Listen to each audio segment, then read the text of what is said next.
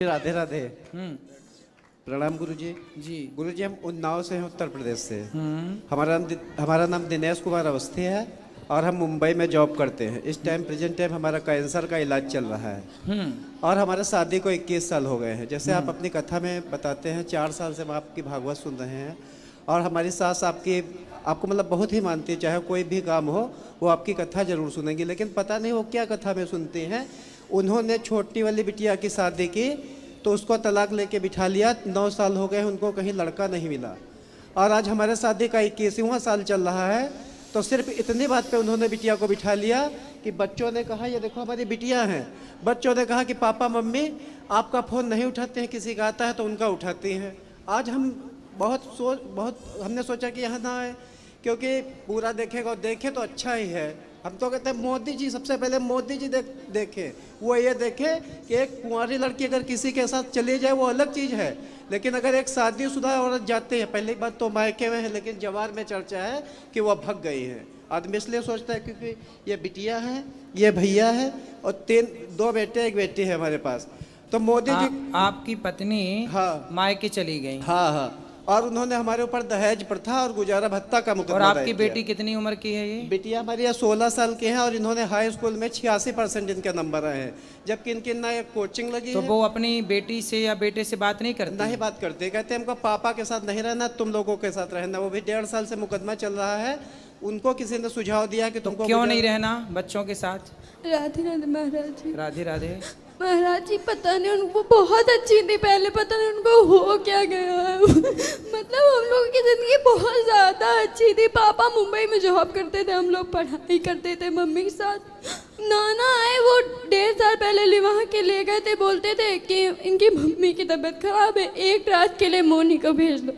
बस चले गए। उसके बाद कहती क्या बच्चे हम लेके आए थे अपने साथ, ये तो छूत है, हम तो नटों की फैमिली से मतलब चले गए बाहर, अब नहीं रहना इनके साथ, डिवोर्स चाहिए। तो आपकी माँ ने आप लोगों से फिर बात नहीं की दोबारा? कभी नहीं करती। तो आप लोगों ने बात करने की कोशिश की कभी? घर गए? कोर्ट में मिली भी थी तो अगर बोलो भी कुछ तो हाथ छुड़ा देती है ऐसे। क्यों? पता नहीं, वो बोलती नहीं है कुछ। तो फिर कहाँ है माँ? कहाँ उनका? नानी के घर। नानी के घर पे है। वो अभी सुन भी रही होंगी, वो आपकी कथा भागवत मतलब एक भी मिस नहीं करती। हम लोग मतलब पहले फैन कहते थे उनके। इतना सब कुछ अच्छा चल रहा था, पता नहीं क्या हो गया। कब से हो गया? कितने साल हो गए? ये 20 अप्रैल 2023 से। तो गुरुजी, इधर हमारा जो है दोबारा आपकी बार ऑपरेशन है। पहली बार चलो आपका दर्शन हुआ और एक वो देवकी नंदन जी, उनका भी दर्शन हुआ, या 3 बच्चों का भाग्य है। मरना तो एक दिन है ही, ठीक है, लेकिन अगर बाई चांस हमारी ऑपरेशन के दौरान मौत हो तो इन सबको फांसी की सजा हो, बस फांसी की सजा हो। किसको? इनको ससुराल वालों को, क्योंकि अगर इनको कहीं जाना है तो अपना जाए। तो आपकी ससुराल वालों ने आपकी पत्नी को भड़का दिया?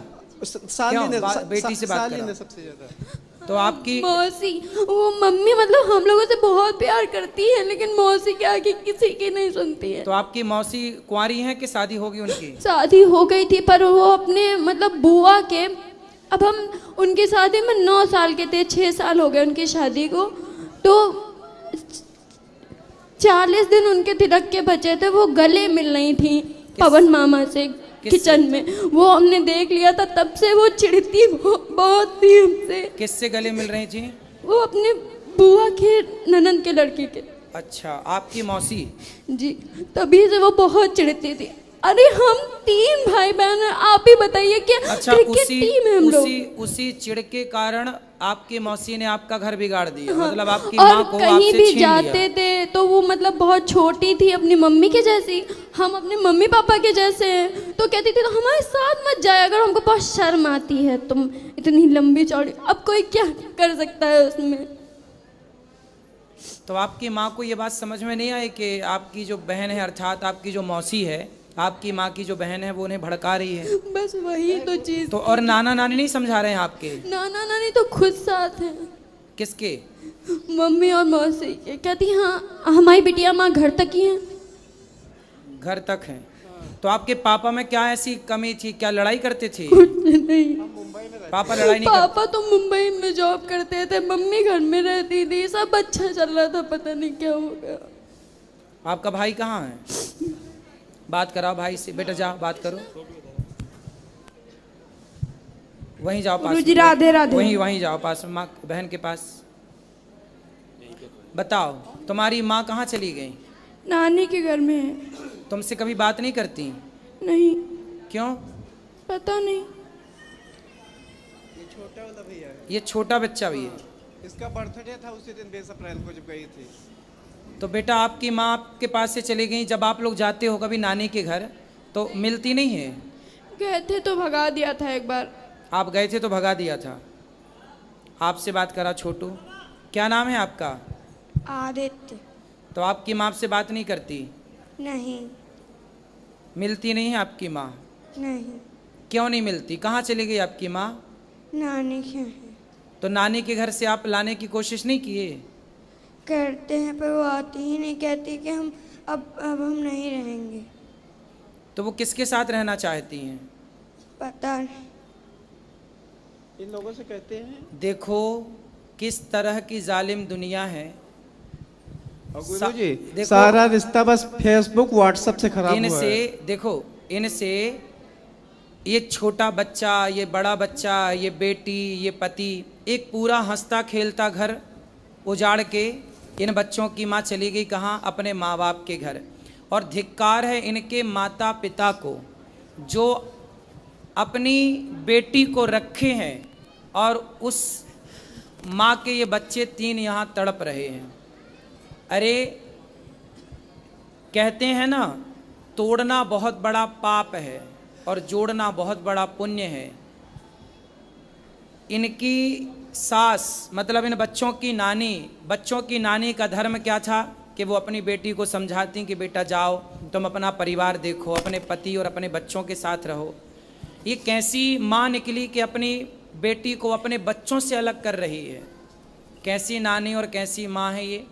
इस कलयुग में पता नहीं क्या क्या देखने को मिलेगा। एक बेटी का 9 दिन में तलाक करवा के बैठ गई है और 7 साल हो गया कहीं लड़का नहीं ढूंढ पाई है। कौन?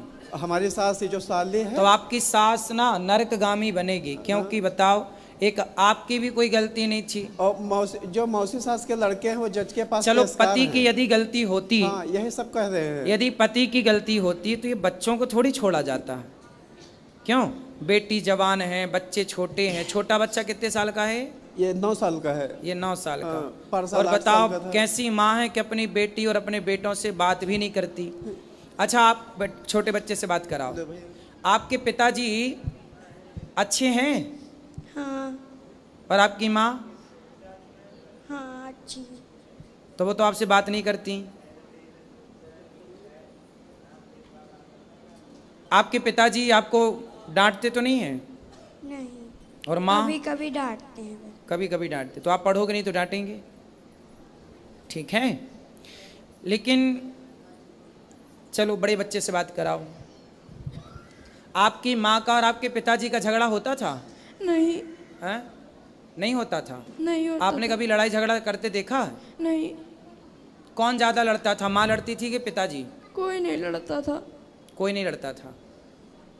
कोई लड़ाई भी नहीं, कोई झगड़ा भी नहीं, फिर भी इन बच्चों की माँ चली गई। नहीं गुरुजी, जो अंदर की बातें हैं, जैसे करीब उनके 300 मोबाइल रिकॉर्डिंगें हैं जो हमारे मोबाइल में रिकॉर्ड हैं, उसको पेन ड्राइव में करा दिया। हर इन बच्चों को कह रहा है जब तुम 18 साल से ऊपर हो जाना, हमारी लाइफ रहे अंदर है, तब तुम वो देखना।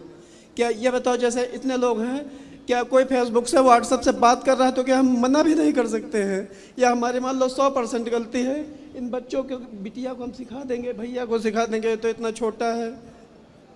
और वो कह रहा है वो कि किससे बात करती थी? अब पंडित जी, वो जो हमारी साली है वो बुआ सास के लड़के से बात करती थी। रिश्ते में उसको लड़के बच्चे मामा कहते थे। जैसे अभी आप गले मिलने को कहा तो मर्यादा में रह के बच्चे बता रहे हैं, वैसे नहीं बता सकते। सेम ही उनका ही, अगर कोई घर आ रहा है, ससुराल पक्ष से आ रहा है, हमको बता दोगे मौसी के, अब जैसे साले के साथ आएगा, हम तो उसको यही, लड़के बच्चे तो उसको मामा ही कहेंगे। अब बिटिया कहते हैं कि लाइफ में किसी को मामा नहीं कहेंगे। मामा का रिश्ता इतना गंदा होता है।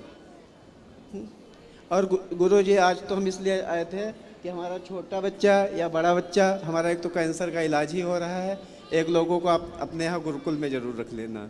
ठीक है। कितनी टेंशन के बीच किसका इलाज हो रहा है कैंसर का? हमारा हो रहा है। आपको कैंसर है? हाँ हाँ, पहले 2013 में ऑपरेशन हुआ था और फिर ये इधर मतलब कुल मिलाकर आपकी पत्नी किसी और से बात करती थी? हाँ बात करते थे, लेकिन ये समझ में नहीं आ रहा, अगर उनको कहीं जाना होता तो 1.5 साल हो गया चली गई होती। और सारा जेवर कम से कम 8-9 लाख का जेवर है उन्हीं के पास है। उनके 4 मामा लोग हैं, 2 मौसी लोग हैं, सब तो सारा जेवर एवर आपके घर से लेके गई हाँ हैं सब लोगों ने कहा है कि अगर एक बिटिया का तुमने घर बिगाड़ दिया है, अगर दिनेश की लाइफ बिगाड़ी, दिनेश के अंदर मान लो 100% गलती है, मोनी अपने बच्चों को लेके अपने सास ससुर के पास रहे और हम उनसे कहेंगे जब तक उनका बेटा 18 साल का नहीं हो रहा है इनका पूरा खर्चा वहन करें।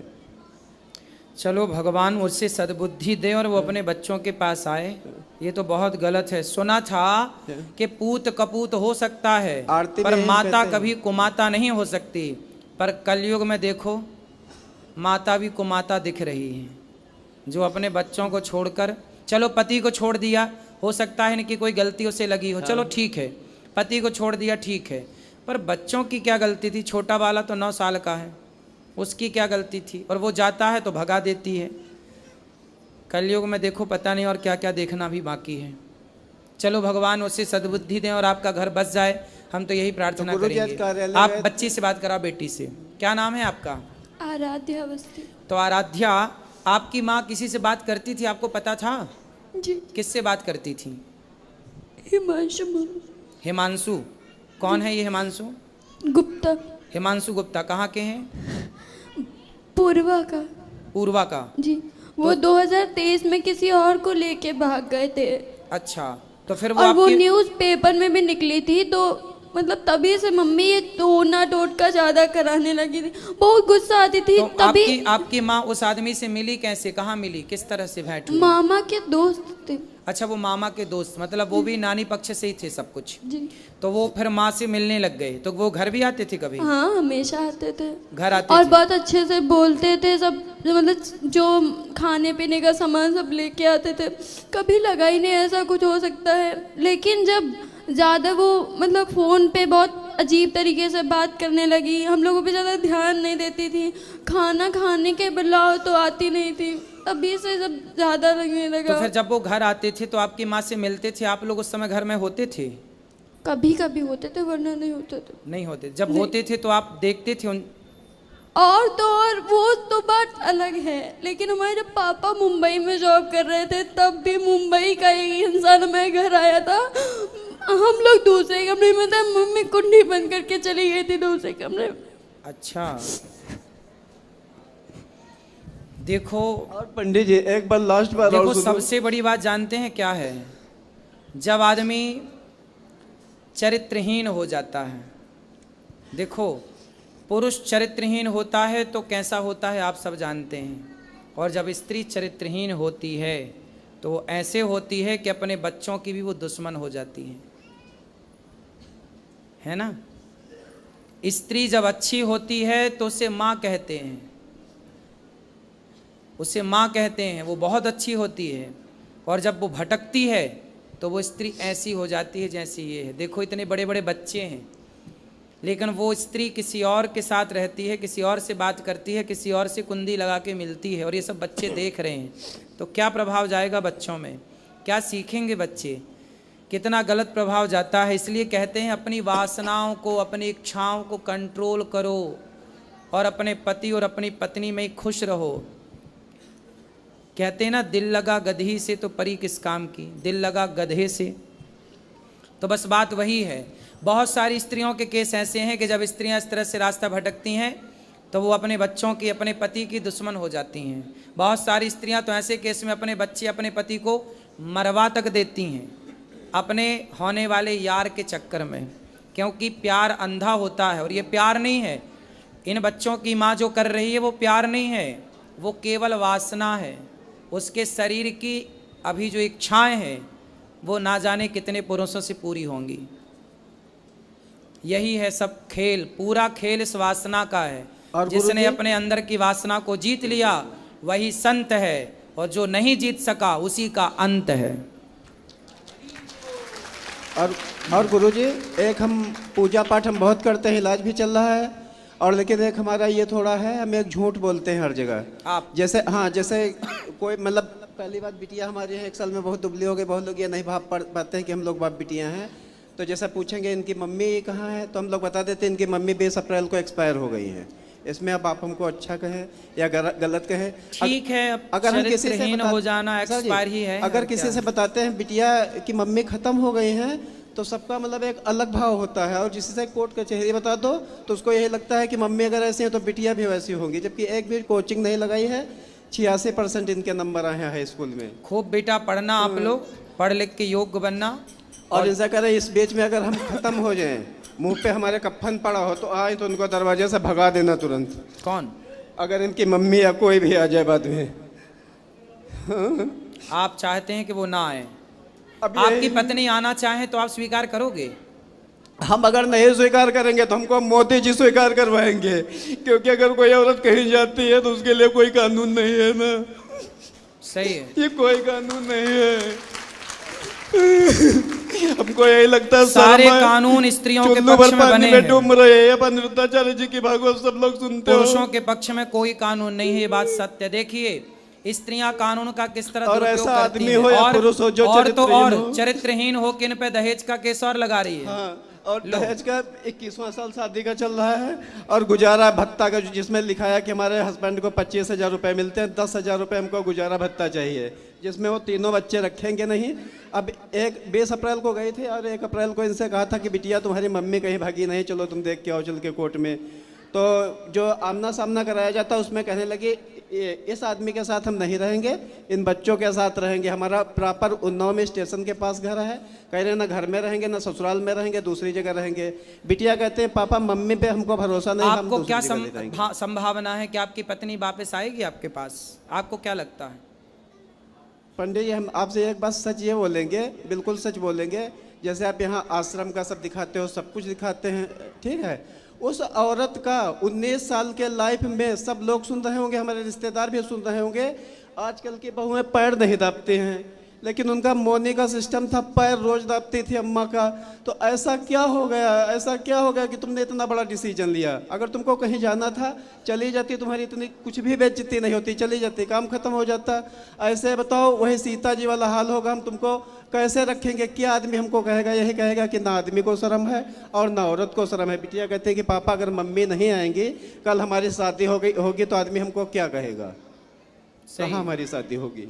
शादी तो होगी, बच्चे तो अच्छे हैं, बच्चे तो अच्छे ही रहेंगे। अब बच्चे, इन बच्चों का भविष्य बहुत, अब ये समझ गए ना कि जीवन क्या है, इसलिए अब ये खूब पढ़ेंगे, योग्य बनेंगे, ये बिल्कुल रास्ता नहीं भटकेंगे, मुझे ऐसा लग रहा है। मामा ससुर और मौसा ससुर सब लोग कहते हैं कि अगर वो इनसे दूर रहेंगे तो हम लोग उनसे रिश्तेदारी तोड़ लेंगे, क्योंकि वो मौसा ससुर के लड़के जज के पास पेशकार हैं।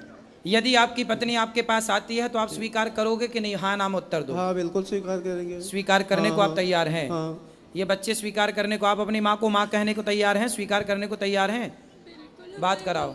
हमारी मम्मी जब जैसे भी हमारे साथ रहेंगे स्वीकार करते हैं आप? माँ को स्वीकार करेंगे? हाँ। बस वो आ जाएं। आ जाए, बस यही तो दिक्कत है, आने नहीं है। वो आ नहीं रही हैं,